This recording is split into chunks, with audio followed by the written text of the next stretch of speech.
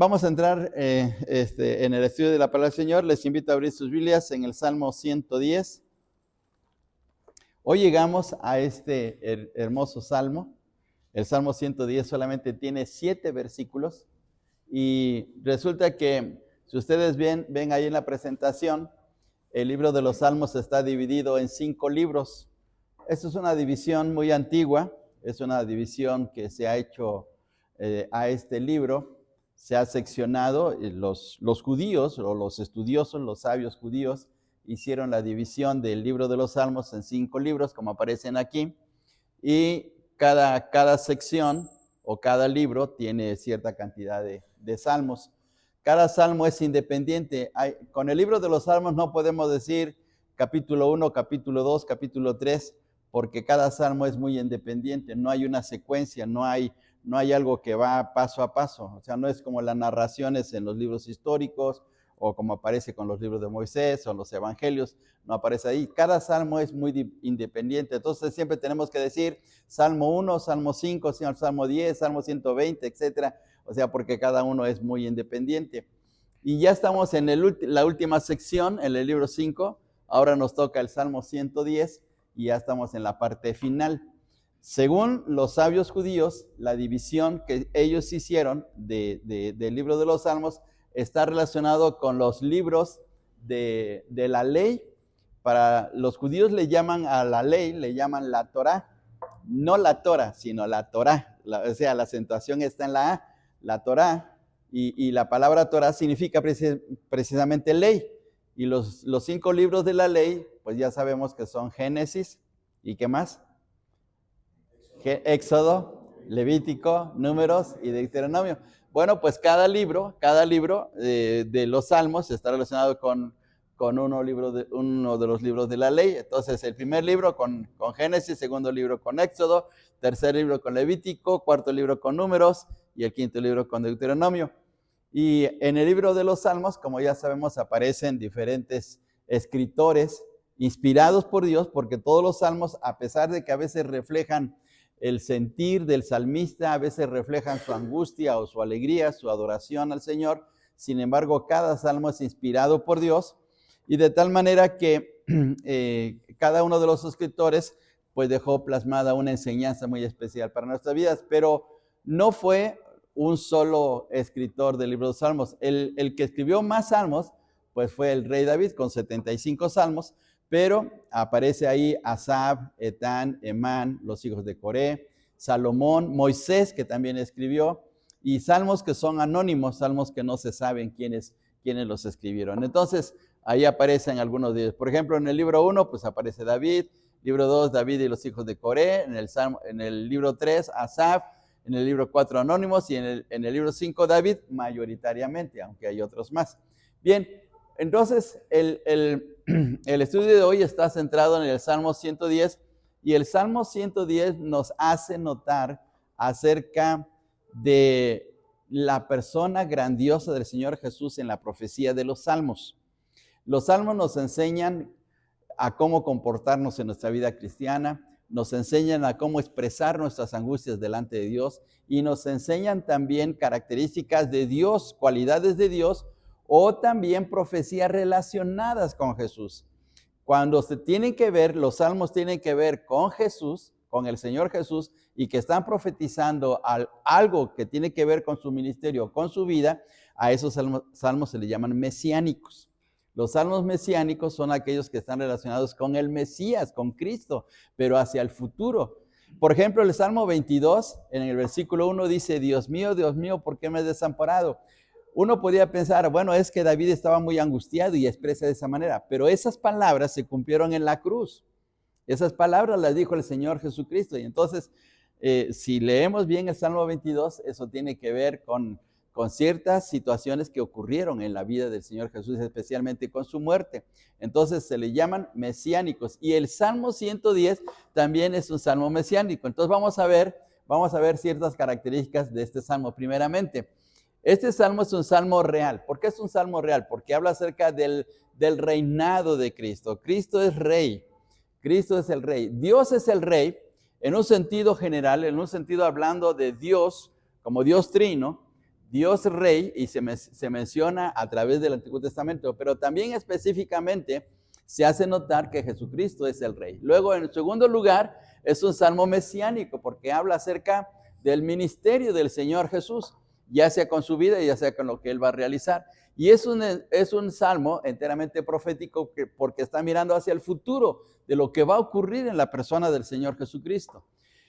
Es el salmo más citado, fíjense bien, cosa muy grandiosa porque solamente tiene 7 versículos, pero es el salmo más citado del Nuevo Testamento. Es el que más se menciona en el Nuevo Testamento. Y se le atribuye a David.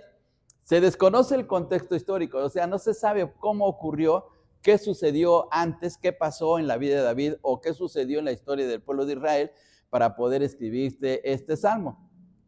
Algunos incluso lo consideran como que tiene que ver con el exilio o cuando los judíos regresan del exilio, pero no lo dice el texto, no lo dice el salmo, no hay ninguna referencia acerca de eso.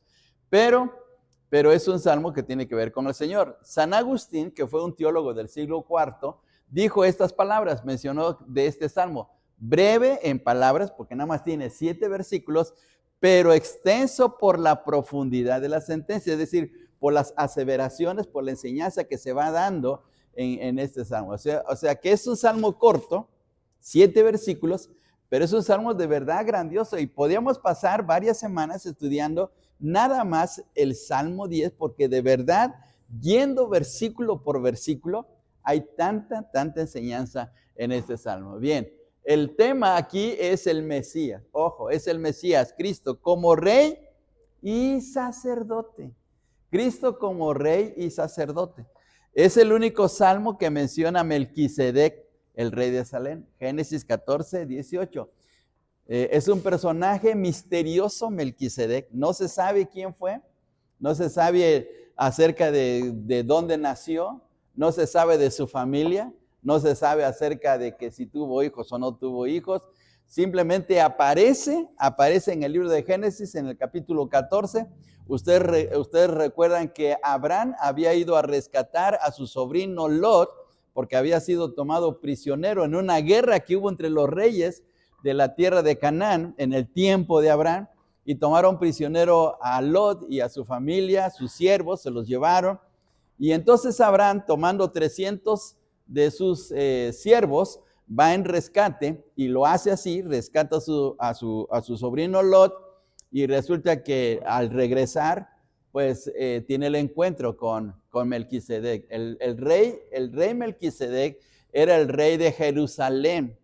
En ese tiempo, en el tiempo de Abraham, era el rey de Jerusalén, pero Jerusalén no se llamaba Jerusalén en ese tiempo, se llamaba Salem nada más. Salem. Por eso se le llama Melquisedec, rey de Salem, porque era el nombre de la ciudad de Jerusalén en ese tiempo. Y entonces, pues nada más hay una referencia muy corta ahí relacionada con Melquisedec. Tan importante era este hombre que Melquisedec le da la bendición a Abraham y le ofrece el pan y el vino, y dice los comentaristas que es una representación o es algo relacionado con lo que va a ocurrir en el futuro en la enseñanza del Señor Jesús, en la enseñanza de la cena del Señor. Y no olvidemos que Abraham le da los diezmos. Y en la carta a los Hebreos, los capítulos 7, 8 y 9 están dedicados precisamente a Melquisedec. Están relacionados con el sacerdocio tan importante de este hombre, que volvemos otra vez a repetir, es un misterio. No se sabe cómo es que aparece en el libro de Génesis. Sin embargo, Abraham lo reconoce y Melquisedec le da la bendición a Abraham. Ahora, el escritor de Hebreos dice que el mayor siempre bendice al menor, de tal manera que Melquisedec era mayor en el sentido de autoridad espiritual que Abraham, a pesar de que Abraham era el padre de la fe, y le da la bendición. Entonces, qué cosa tan especial. Bien, pues vamos a ver acerca de este salmo. Dos enseñanzas hay, dos enseñanzas grandiosas en este salmo. Los versículos del 1 al 3 tienen que ver con el Mesías Rey. Cristo es el Rey. Y a través del Antiguo Testamento Y en varios pasajes de los Salmos encontramos que Cristo es rey. Y en segundo lugar, ahora aquí viene esta gran enseñanza, que el Mesías es sacerdote. Ahora aquí viene una interrogante tremenda. ¿Cómo es que el Señor Jesús llegó a ser sacerdote cuando en el Antiguo Testamento los únicos sacerdotes eran de la tribu de Leví? Pregunta bíblica, ¿de qué tribu era el Señor Jesús? ¿De qué tribu era el Señor Jesús? ¿De qué tribu provenía el Señor? De la tribu de Judá. Acuérdense que hay un texto en el capítulo 5 del libro de Apocalipsis que dice que Cristo o el Señor Jesús es el león de la tribu de Judá. Y si le vemos la genealogía del rey David, porque el rey David es su antecesor, pues resulta que David venía de la tribu de Judá. Entonces, ¿cómo es que el Señor Jesús viene a ser sacerdote si los de Judá no tenían nada que ver con el sacerdocio? No tenían nada que ver con eso. ¿Y cómo es que aparece? Sí, bueno, es lo que vamos a ver aquí en este salmo, porque aquí está esta enseñanza especial. Bien, vamos a ver entonces.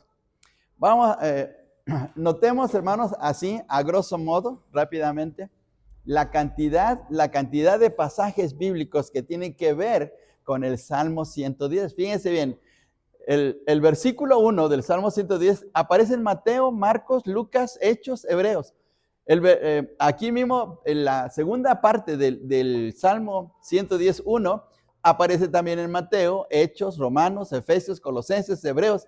Fíjense bien los pasajes, o sea, la cantidad de referencias que utilizan los escritores del Nuevo Testamento haciendo uso de este maravilloso salmo.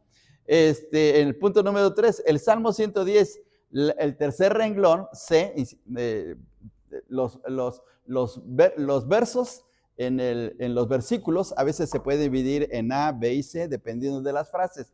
Y aparece en 1 Corintios 15, Efesios 1, Hebreos. El versículo 4 del Salmo 110 en Hebreos, aparecen diferentes pasajes de Hebreos, y el versículo 5 en Romanos, en Apocalipsis. Fíjense bien, entonces, la cantidad, o sea, ¿qué tan importante es este salmo? Que el apóstol Pablo, porque 1 Corintios fue escrito por el apóstol Pablo, los evangelistas como Mateo, Marcos, Lucas, Hechos, utilizaron estos pasajes para hacer notar la obra del Señor Jesús y la importancia de su persona, y sobre todo acerca de su posición tan especial. Así es que miremos la cantidad de pasajes bíblicos. Por eso es tan importante este salmo. Bien, vamos a ver una cosa más todavía. Bien, hay tres oficios. Los tres oficios que podemos notar en la vida del Señor Jesús, en su ministerio, son tres. Uno, su oficio de rey, que todavía no se cumple. Todavía no, el Señor todavía no reina, Él va a reinar, Él va a venir a la tierra a reinar. ¿Cuándo va a reinar? Pregunta bíblica, ¿cuándo va a reinar el Señor Jesús? ¿Cuándo vendrá a establecer su reino aquí en la tierra? En el milenio, ¿verdad? En su segunda venida. Cuando el Señor venga en su segunda venida, va a establecer el milenio y entonces Él va a reinar. Pero eso todavía no se cumple, no estamos en el milenio, ¿sí? ¿En qué tiempo estamos? Desde el punto de vista de la Biblia, del Nuevo Testamento. ¿Cómo se le llama el tiempo que estamos? El tiempo de la gracia. Estamos en el tiempo de la gracia, pero vendrá el tiempo del reino, o le llaman algunos la dispensación del reino. Y entonces cuando Cristo va a venir a reinar a esta tierra, y entonces ahí será una situación diferente. Ahora, el segundo oficio es el oficio de sacerdote. Eso sí lo cumplió, eso sí lo llevó a cabo. Y lo llevó a cabo porque su obra la llevó a la cruz del Calvario, ¿sí? Ahí no solamente ofreció como sacerdote, sino también ahí en una doble situación, el Señor Jesús ofrece un sacrificio. Uno como sacerdote porque se presenta delante del Padre para poder abogar a favor de los hombres y pedir o restablecer la relación entre Dios y el hombre, como también Él es el Cordero que se ofrece a sí mismo para el perdón de los pecados de la humanidad. Entonces, es una cosa grandiosa el sacrificio del Señor. Y en tercer lugar, encontramos a Cristo como profeta. Cristo también anunció cosas relacionadas con el futuro. Cuando leemos el Evangelio de Mateo capítulo 24, ¿De qué habla? De cosas futuras, de cosas escatológicas, de cosas que tienen que ver hacia adelante, ¿sí? Entonces, el Señor Jesús tuvo estos tres oficios. Los dos últimos, es decir, el de sacerdote, el profeta, se cumplieron. Todavía falta cumplirse el primero, el de ser rey. Sin embargo, el Salmo 110 hace notar precisamente esta situación tan especial. Cristo es rey, Cristo es sacerdote, Cristo es el profeta y es el verdadero profeta. Hay un texto que está en el libro de Apocalipsis, capítulo 19, que dice que Cristo es el espíritu de la profecía. ¿Qué significa esto del espíritu de la profecía? La esencia, lo vital, la clave de la profecía, ¿sí? Entonces, Cristo es la clave de la profecía, porque en Él se cumplen todas las profecías, todos los relacionados, desde Génesis, desde que Eva recibe la sentencia de que de su simiente vendrá quien doblegue a la simiente del diablo y le dé en la cabeza, aplaste su cabeza. Desde ahí comienza esa profecía del Señor Jesús hasta que se cumpla el libro de Apocalipsis. Entonces es una cosa grandiosa, ¿sí? Entonces este salmo es muy especial. Bien, ahora les invito a que leamos los 7 versículos del Salmo 110. ¿Lo leemos todos juntos? Todos a una sola voz. Es un salmo corto, pero como decía San Agustín, corto en palabras, pero extenso en la profundidad de sus sentencias, así decía San Agustín. Vamos a leer entonces, Salmo 110 del 1 al 7. Dice así, todos juntos. Jehová dijo a mi Señor, siéntate a mi diestra, hasta que ponga a tus enemigos por estrado de tus pies. Jehová enviará desde Sión la vara de tu poder, domina en medio de tus enemigos. Tu pueblo se te ofrecerá voluntariamente en el día de tu poder. En la hermosura de la santidad, desde el seno de la aurora, tienes tú el rocío de tu juventud. Juró Jehová y no se arrepentirá. Tú eres sacerdote para siempre, según el orden de Melquisedec.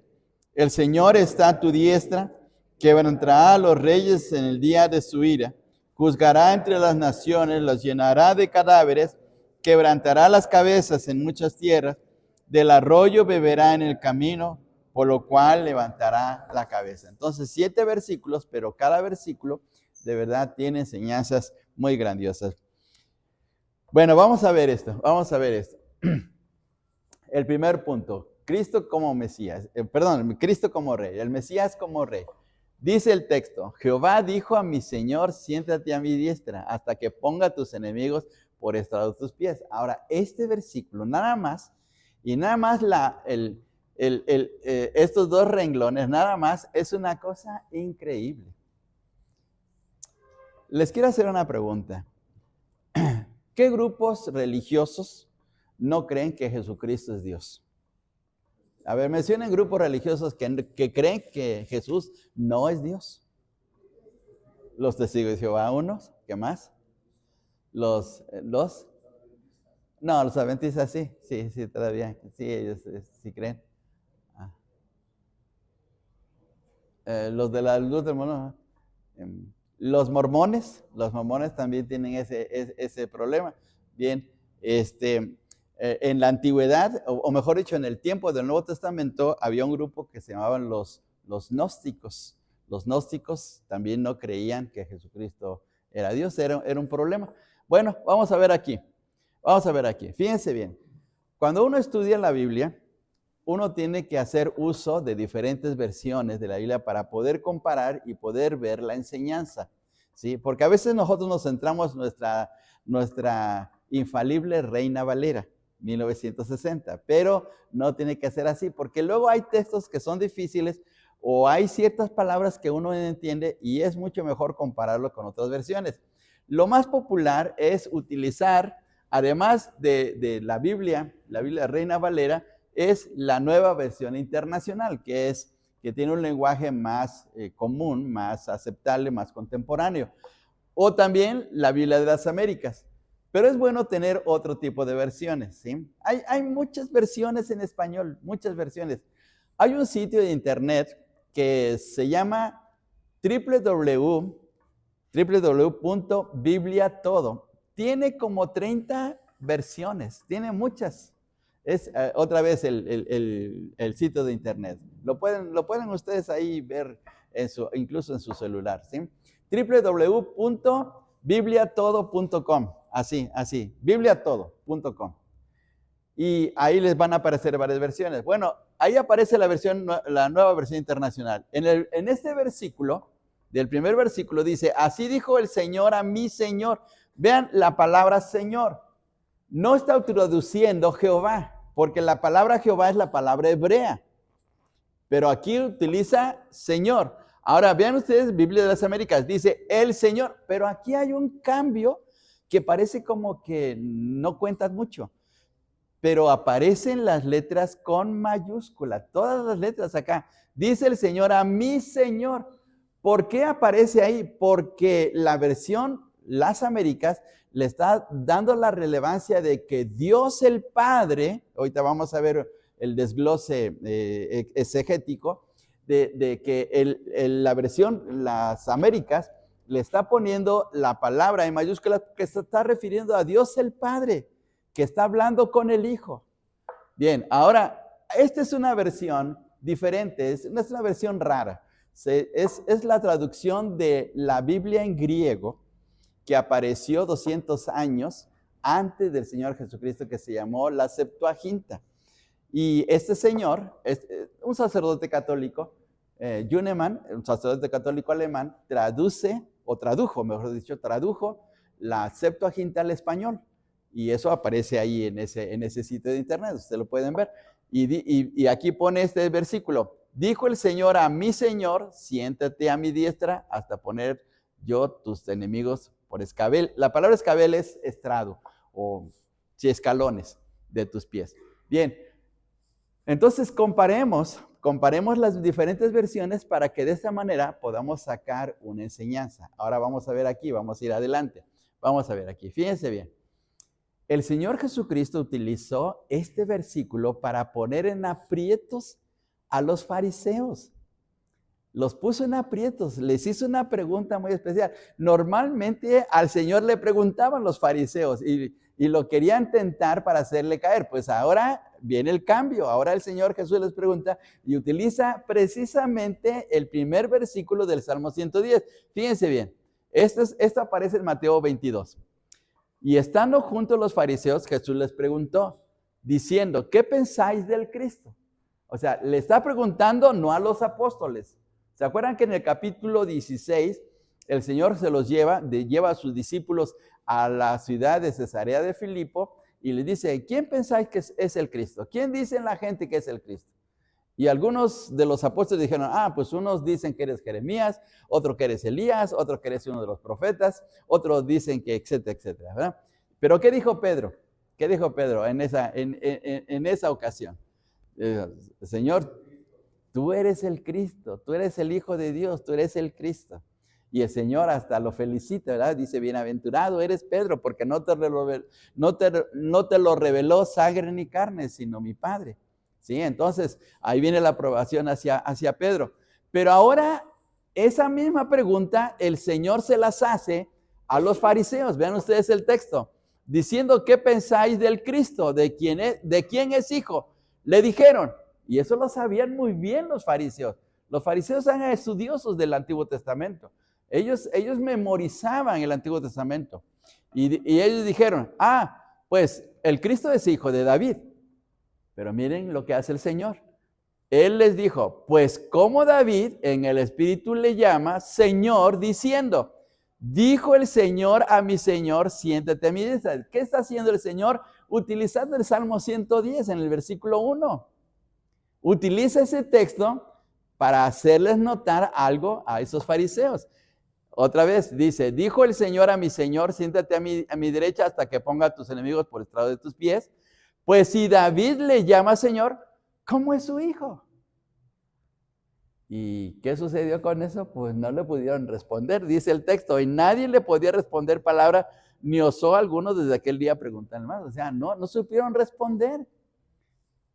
¿Por qué no supieron responder? Porque no entendían ni la divinidad ni la humanidad del Señor Jesús.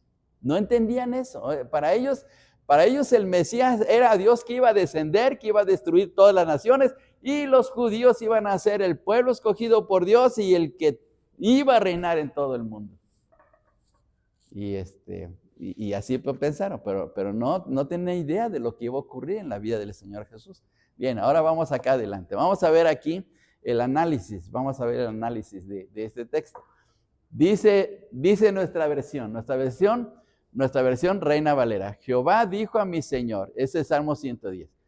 Pero el Señor Jesús, fíjense bien, el Señor Jesús está diciendo en el Nuevo Testamento, Mateo 22:44, dijo el Señor a mi Señor. Ahora, si ustedes ven en el griego, si ustedes ven en la manera como lo está expresando aquí Mateo, pues utiliza las dos palabras. Aquí cambia porque se trata de la forma de expresión, ¿sí?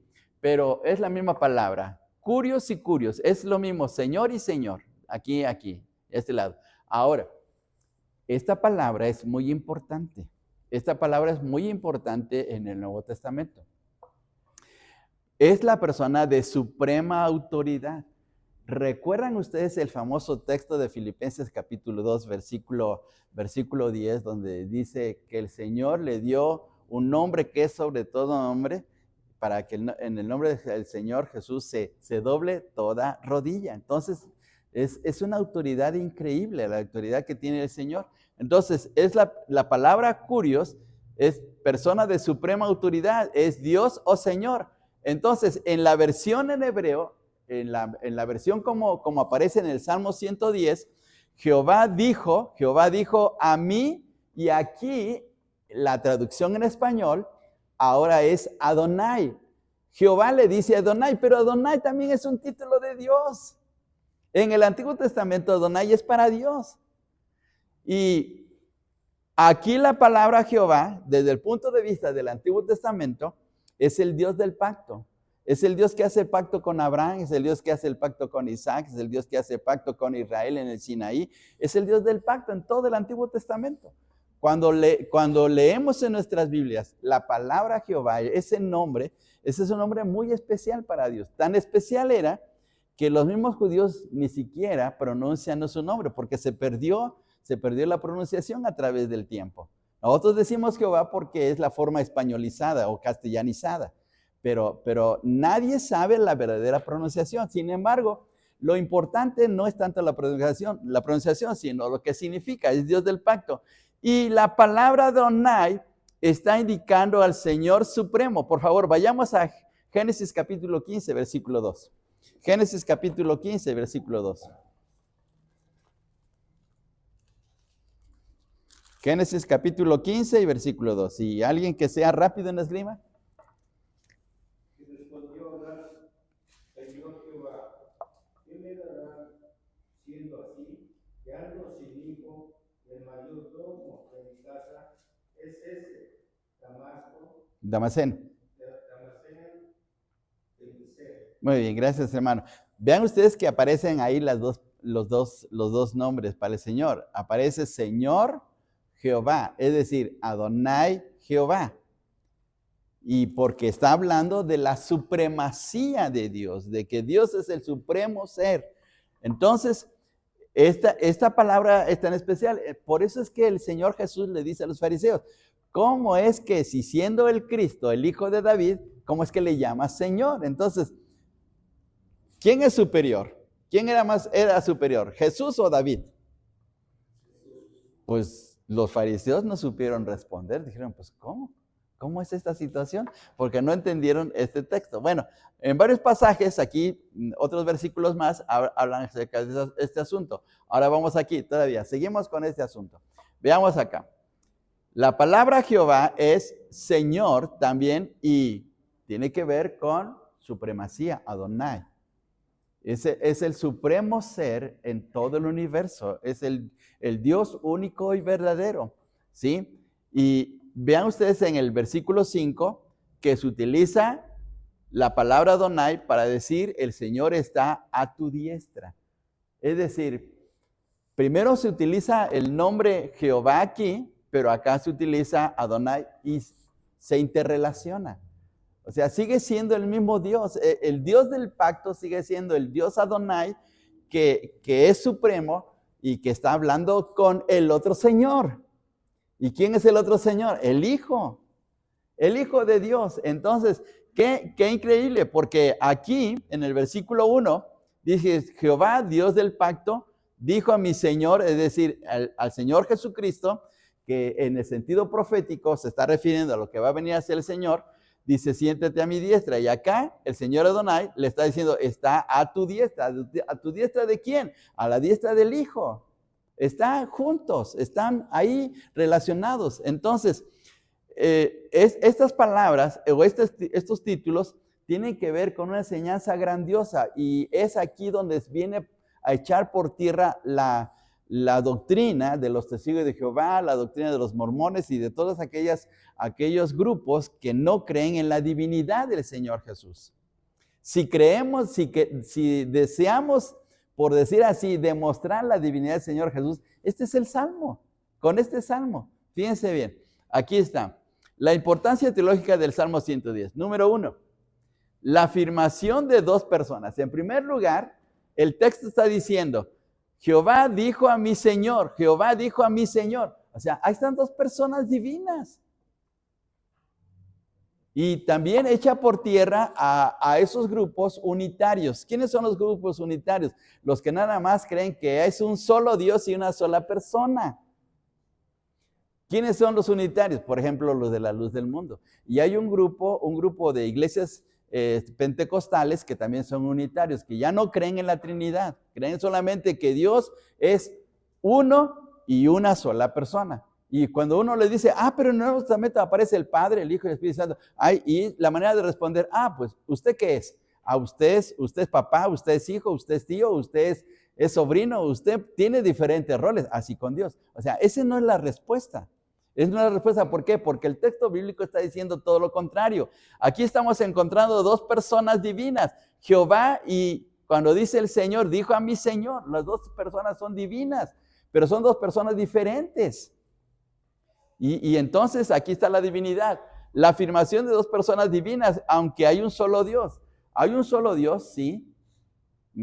Deuteronomio 6:4 dice: oye Israel, Jehová tu Dios, Jehová uno es uno solo, pero es un Dios que se manifiesta en diferentes personas. Y aquí está enseñando, este salmo está enseñando que ya son dos personas divinas. Número 2, la demostración de que el Mesías Cristo es Dios. Está demostrando que realmente Cristo es Dios, cosa que los judíos no creían. Recuerdan ustedes que en el Evangelio de Mateo, en los Evangelios aparecieron varias ocasiones en cuando el Señor se revela como Dios, como el Hijo de Dios, y querían apedrearlo. ¿Por qué lo querían apedrear? Porque los mismos judíos consideraron que el Señor Jesús se estaba haciendo pasar por Dios. O sea, ellos reconocieron esa misma situación. Bien, ahora, la demostración de que el Mesías es Dios. Tercero, la declaración de que Cristo es rey a la par que de Jehová como rey. ¿Sí? Si Jehová es rey, Cristo también es rey. Vamos a ver, por favor, el Salmo 10:16. Bien, vamos a nuestras vidas, por favor. Salmo 10:16. Y alguien que sea rápido en la esgrima también. ¿Cómo dice este Salmo? 10:16. Jehová es el Rey eternamente para siempre. De su tierra ha perecido las naciones. Muy bien. Entonces, ¿qué es Dios? ¿Qué es Dios? Es Rey eternamente. Pero,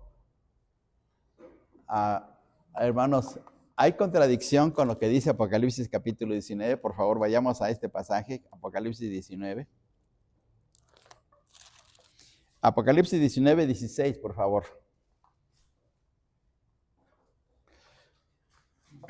Apocalipsis 19:16. ¿Quién lo lee, por favor?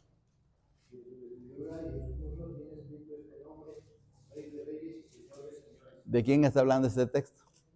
Del Señor Jesús. Entonces, ¿hay contradicción? No, porque lo que está diciendo el Salmo se refiere a Dios como rey, pero Cristo es rey también, porque Él es Dios. O sea, no hay contradicción alguna. Aunque es un solo Dios, son dos personas diferentes, pero los dos tienen las mismas cualidades. O sea, Dios Padre es eterno y Cristo, el Hijo de Dios, ¿qué es? Pues es eterno. El Padre es perfecto y ¿qué es el Hijo? También es perfecto. O sea, todas las cualidades de la divinidad están en Cristo. Por lo tanto, si el Padre es Rey, también lo es Cristo. Entonces aquí se está demostrando eso. Y 4, la evidencia de un sacerdote diferente al sacerdote arónico, que es lo que vamos a ver más adelante. Aquí ocurre la segunda enseñanza de que el Señor fue sacerdote y por una situación muy especial, aunque él no era de la tribu de Leví.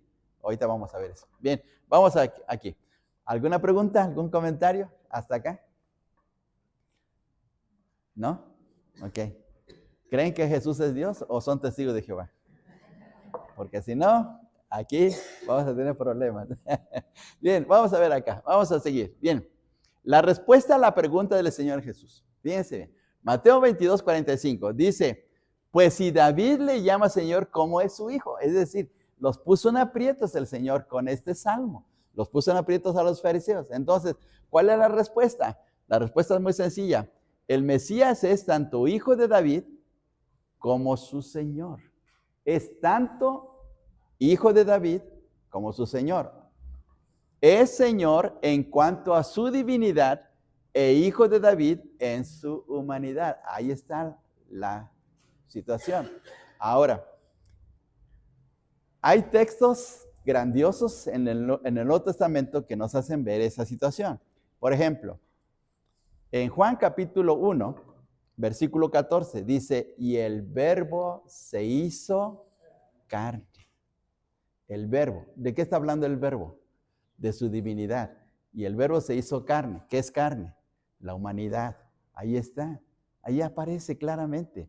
¿Sí? Entonces, dice, es Señor en cuanto a su divinidad e hijo de David en su humanidad. En Apocalipsis 22, 16 se demuestra con las dos naturalezas del Señor Jesús.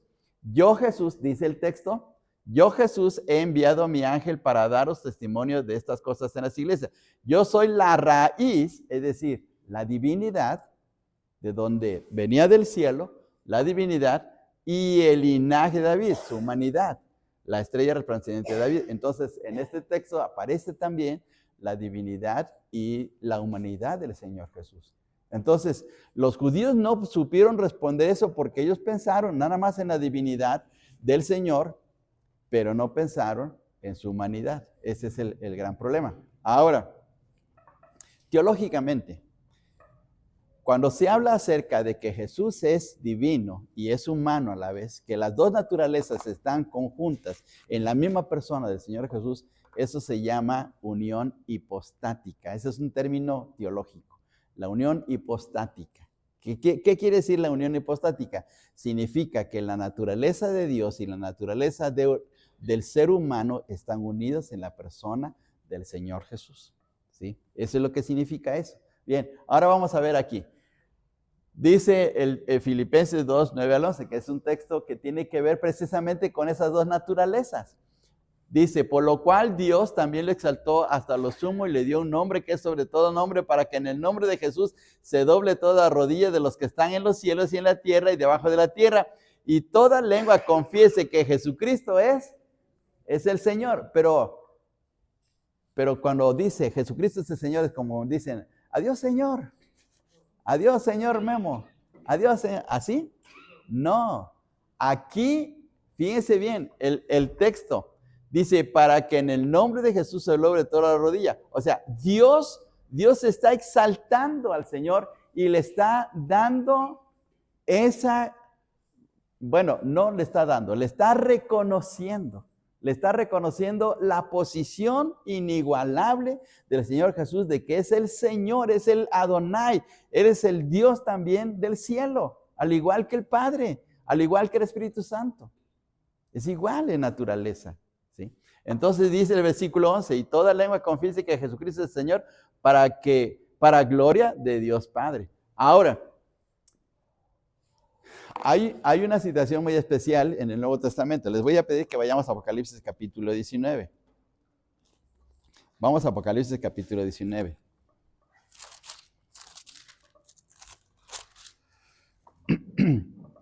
Apocalipsis capítulo 19. Vamos a leer los versículos 9 y 10. 9 y 10. Apocalipsis 19, versículos 9 y 10. Vamos a leerlo todos juntos, todos juntos. Dice así. Y el ángel me dijo, escribe, bienaventurados los que son llamados a la cena de las bodas del Cordero. Y me dijo, estas palabras, muy bien, estas son palabras verdaderas de Dios. Fíjense, ahora veamos el versículo 10. Yo me postré a sus pies para adorarle, y él me dijo, mira, no lo hagas. Yo soy consiervo tuyo y de tus hermanos que retienen el testimonio de Jesús. Adora a Dios, porque el testimonio de Jesús es el espíritu de la profecía.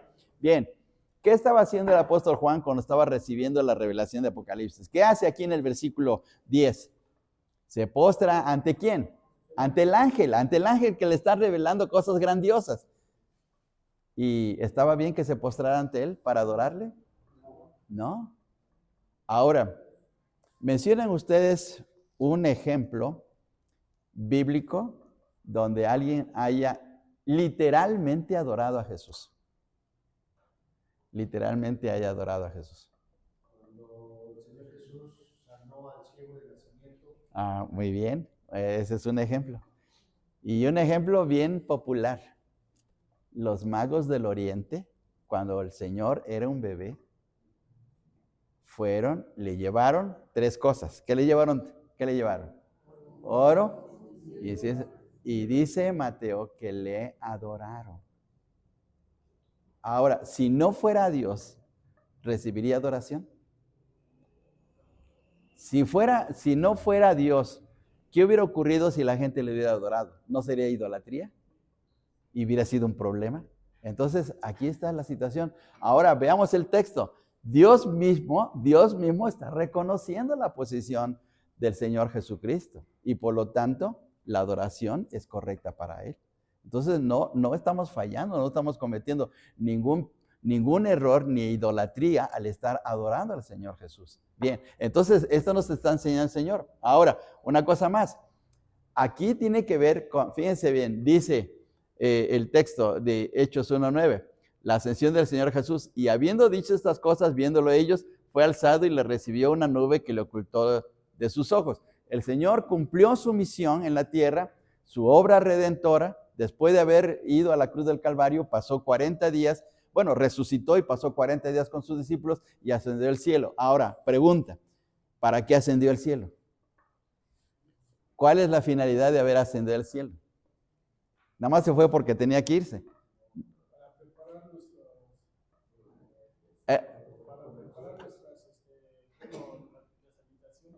Eso es muy bueno. Eso quiere decir que sí ha estudiado la Biblia, hermano. Muy bien, pero vamos a regresar al texto. Vamos a regresar aquí. Vamos a regresar aquí al texto. Jehová dijo a mi Señor, siéntate a mi diestra. ¿En dónde está sentado el Señor en este momento? A la diestra del Padre. ¿Sí? ¿Por qué está sentado a la diestra del Padre? Porque está el Padre reconociendo la obra perfecta del Hijo, la obra de redención perfecta. Sí, es cierto, está preparando el lugar para nosotros, pero esa posición, estas palabras, es por la posición de estar a la diestra del Padre. ¿Y qué significa la diestra del Padre? Significa que está en igualdad, que en igualdad de gobierno, en igualdad de naturaleza, en igualdad de voluntad. Todo está relacionado de una manera tan perfecta en su divinidad de uno y de otro. Veamos aquí ahora los textos bíblicos. Vamos a ver aquí. Fíjense bien. Ya es el texto del Salmo. El cumplimiento.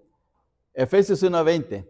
La cual operó en Cristo resucitando a los muertos y sentándole a su diestra en los lugares celestiales. Fíjense bien, lo dice Efesios 1:20. Luego Colosenses 3:1. Si pues habéis resucitado con Cristo, buscad las cosas de arriba donde está Cristo sentado a la diestra de Dios. Luego Hebreos 10:12, pero Cristo, habiendo ofrecido una vez para siempre un solo sacrificio por los pecados, se ha sentado a la diestra de Dios. Es decir, El sentarse a la diestra significa la plena aprobación de Dios de que su obra fue perfecta, fue exacta. O sea, todo salió bien para el Señor. Si hubiera cometido un solo error en su ministerio y especialmente en su obra en la cruz, no seríamos salvos. No seríamos salvos. Seríamos perdidos. Pero esa frase está demostrando la aprobación del Padre. Bien, ahora continuamos. La profecía del reinado del Señor Jesús dice, hasta que ponga a tus enemigos por estrado de tus pies. Vamos ahora aquí. Eso tiene que ver con el futuro. Esta es la parte profética del Salmo. El Salmo está profetizando que en el futuro el Señor va a gobernar en todo el mundo. Todavía no se cumple, estamos esperando eso. Los gobiernos del mundo hacen de las suyas y por aquí y por allá surgen muchas situaciones y la política, pero tarde o temprano todo se vendrá abajo porque el verdadero gobierno será el gobierno del Señor Jesús. Ahora, desde el punto de vista del Nuevo Testamento y de la Biblia, la llegada del Señor Jesús para su reinado será visible para todo el mundo. Visible para todo el mundo. Dice Apocalipsis 1:7 que todo ojo le verá, todo. Y ahora con el internet, y ahora con toda la tecnología, va a ser una cosa impresionante. Todo el mundo va a ver al Señor, fíjense bien. 2, los judíos llorarán por Él. Los judíos se van a dar cuenta que hicieron algo indebido. Claro, ellos actuaron de una manera, en su manera de pensar muy mal, pero era el cumplimiento también de la obra del Señor. Y Zacarías 12:10 dice que llorarán como llora un niño, porque llorarán al ver al Señor a quienes traspasaron, a quienes llevaron a la cruz. 3, el mundo tendrá lamentación al verle también. El mundo va a hacer lamentación porque va a decir, ¿cómo es que rechazamos a Jesús? Claro, algunos ni siquiera, aún así, lamentándose, van a aceptarlo como el Mesías. Peleará contra las naciones, Zacarías 14:3. Vamos a ver este texto, por favor. Zacarías 14:3. Veamos nuestras Biblias, ¿sí? Lo que estamos viendo ya son de estudios y lecciones pasadas que hemos visto en la escuela dominical, ¿sí? Esto ya es teología de kinder que hemos visto, ¿sí? 14:3. Alguien que nos lea, por favor.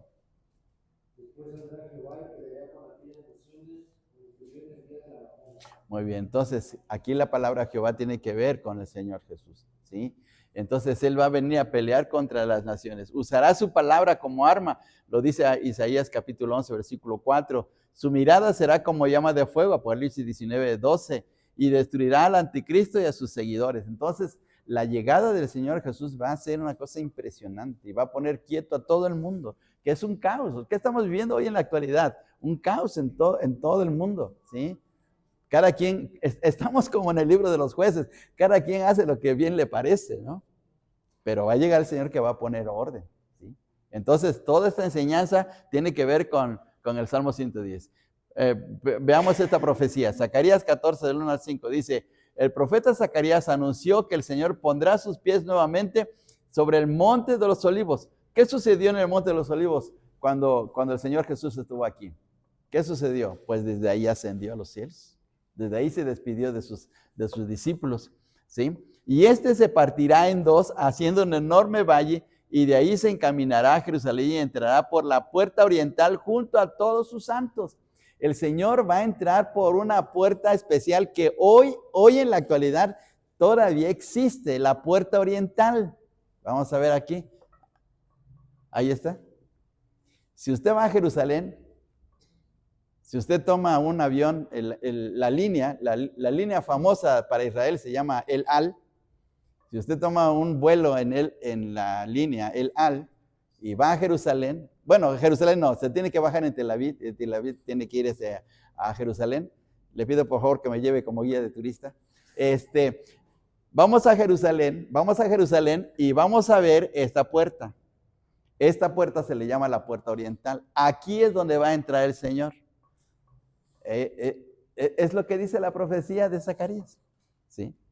Y entonces, al entrar en esa puerta oriental, Él entra a su ciudad real, porque la ciudad La ciudad del rey es la ciudad de Jerusalén, ¿sí? Y recordemos que en la historia de Israel, Jerusalén era el centro del reinado del linaje de David, ¿sí? Entonces, ahí va a entrar el Señor para establecer su reino. Bien, este es el Monte de los Olivos. Si me lleva a Jerusalén, yo le enseño el Monte de los Olivos. Entonces, ahí está. Miren, ahí aparecen mezquitas árabes y eso, pero el Señor va a llegar ahí, ¿sí? Y ese monte se va a partir en dos. Así lo dice la profecía. Entonces, qué cosa impresionante. Bien. Bueno, vamos a ver ahora aquí. Seguimos el punto número 2. Ahora rápidamente. El Mesías sacerdote dice, y juró Jehová y no se arrepentirá. Tú eres sacerdote. Primero está hablando acerca de su reinado. Cristo es el rey y es el Señor, Él es divino. Es el rey divino. Bien.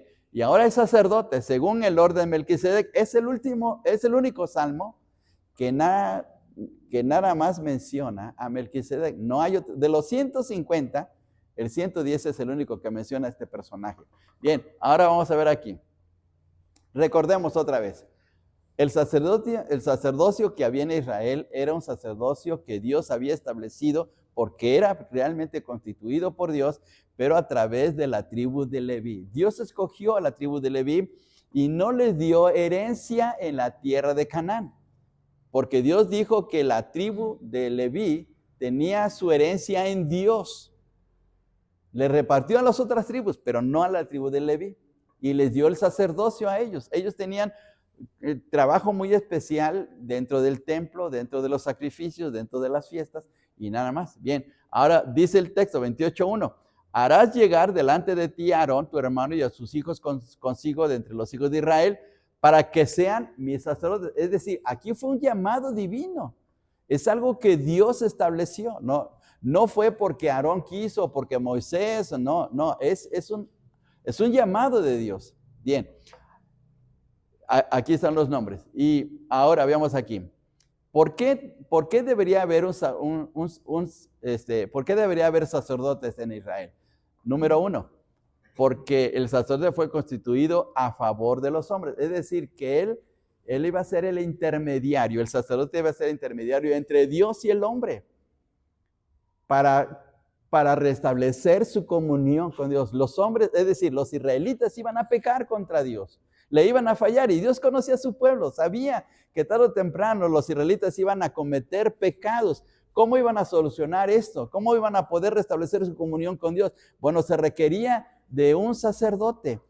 La palabra sacerdote tiene que ver con una palabra que se utiliza mucho en la Iglesia Católica, es la palabra pontífice.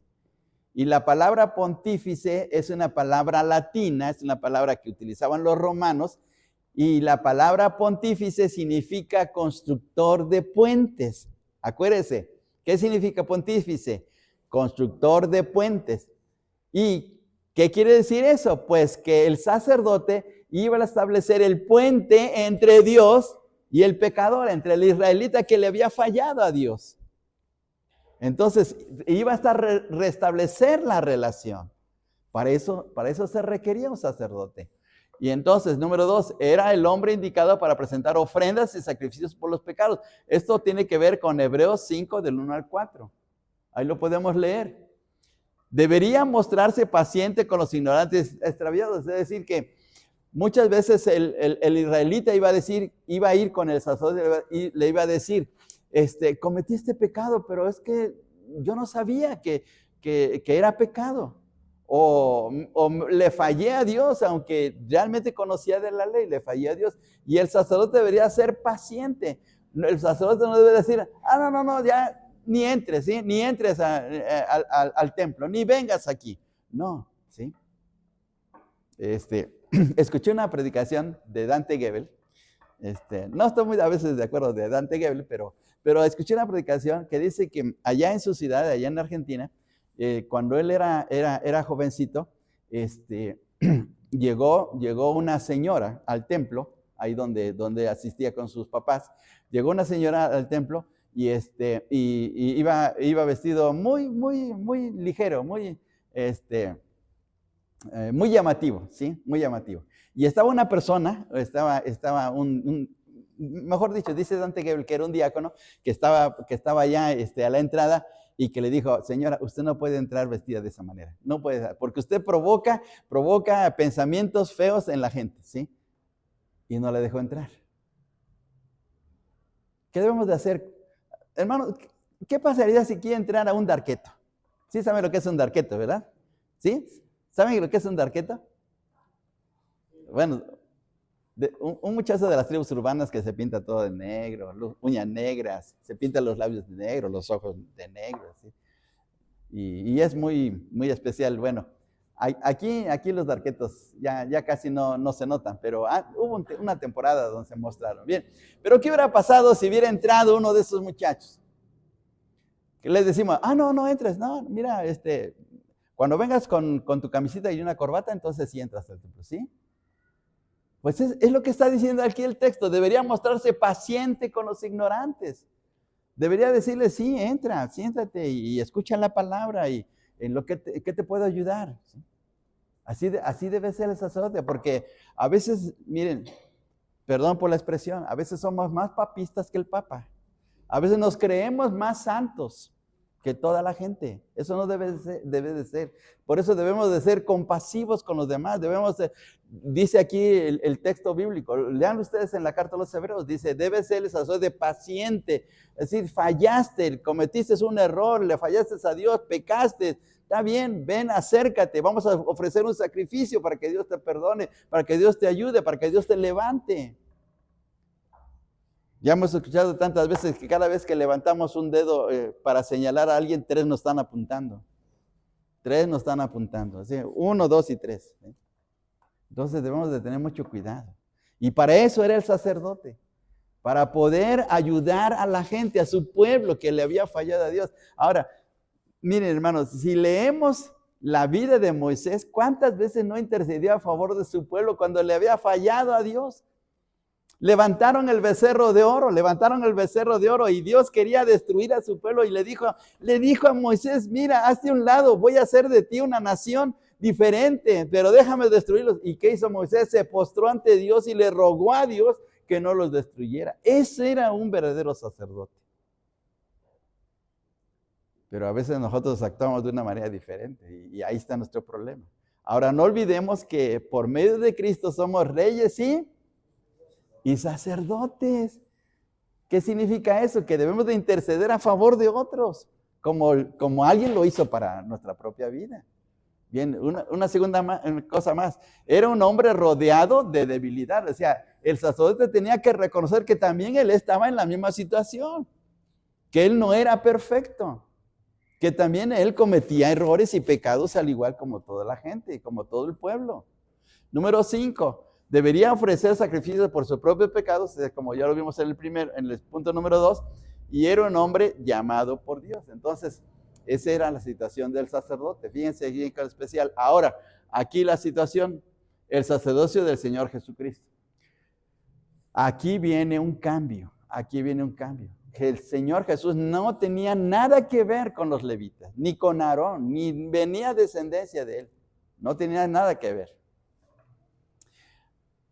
Fue instituido por Dios, o sea, Dios lo estableció. ¿Qué dice el texto? Vamos a regresar aquí. Juró Jehová, no se arrepentirá. Tú eres sacerdote para siempre. Aquí vemos esto. Esta expresión quiere decir que fue un llamado especial de Dios. Sí, estaban los levitas, sí estaban los sacerdotes descendientes de Aarón, pero aquí fue una disposición soberana de Dios de nombrar a alguien diferente en el sacerdocio. ¿Por qué? Porque los sacerdotes levitas o de Aarón, pues iban cambiando de año en año. Tenía que morir, aquí había que levantar otro y así sucesivamente. Ahora se requería de alguien totalmente diferente. Entonces es algo de Dios. Bien, vamos a regresar acá. Fue establecido por el juramento de Dios. Juró Jehová, juró el Señor.